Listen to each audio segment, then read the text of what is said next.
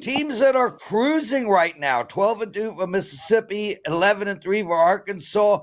Arkansas, however, is struggling to cover the number, Rob. They are 4-9-1 ATS on the year, and here they sit as a -4.5 favorite. How do you suggest we bet this one? Well, this is a lot. It has a lot of similarities to the game I just described, right? Two SEC teams, second SEC game. Arkansas comes home after getting destroyed by Tennessee on Saturday, lose by 24. In fact, the 52 points that they scored, Perez, I think were the second lowest total in some ungodly amount of time put up by this team. So they have some bounce back in them, I think, offensively. Mississippi, on the other hand, they won at home, now go on the road.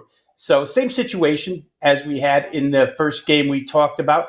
I think when you look at these two squads, we know Calipari with his band of portal put togethers here. Little lack of cohesiveness maybe. I mean, when you look at their talent on paper, you would say, wow, this team could win the SEC. Just hasn't gelled yet. We'll see if it does here. Both of these teams offensively would prefer to go quick. But in typical Chris Beard fashion, the head coach for Ole Miss on the defensive end, he'd like to lock you down into a half-court game. So it'll be interesting to see which team can force their will upon the other. Generally, I leave that to the home team to do so.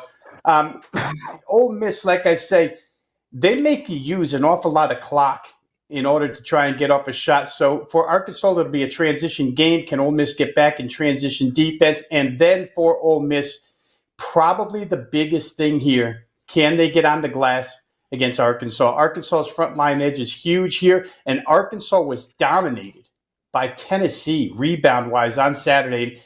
Ole Miss is not Tennessee. Tennessee had a 51-29 rebound edge against Arkansas the other day. I don't think that happens again. This is kind of a step down in class for Arkansas's size. Arkansas's played 4 top 30 teams so far, all on neutral floors. They're only 1-3 against those teams. That kind of goes to your point about them struggling against the spread. Each side's going to probably look to run on offense. I look at it this way. Arkansas was pretty angry, especially the head coach. We've seen Cal angry before, John Calipari, after getting destroyed. I think they come out of the chute quickly here. Chris Beard, the head coach of Ole Miss, has said their defensive game plan is to try and get on the boards. I don't know if they can figure it out early enough. So I slice this down to first half, Priz. I'm going to take Arkansas, the home team, in a bad mood off of a loss, laying 2 in the first half. Arkansas first half -2. Rob, what do you have to promote for the clients today? Well, let's promote what WagerTalk is promoting as a company here, Prez, and that's an NFL playoff special that's going on right now. You can take 25% off of the regularly low price of $149. And I promote that only because last year in the NFL playoffs, I finished number 1 amongst WagerTalk handicappers during the playoff season. It was a really good run, picked up like 24 units during the playoffs, and we're up and ready to roll here for this playoff season as well. Along with that, I'll say really quickly, college football, Final Four.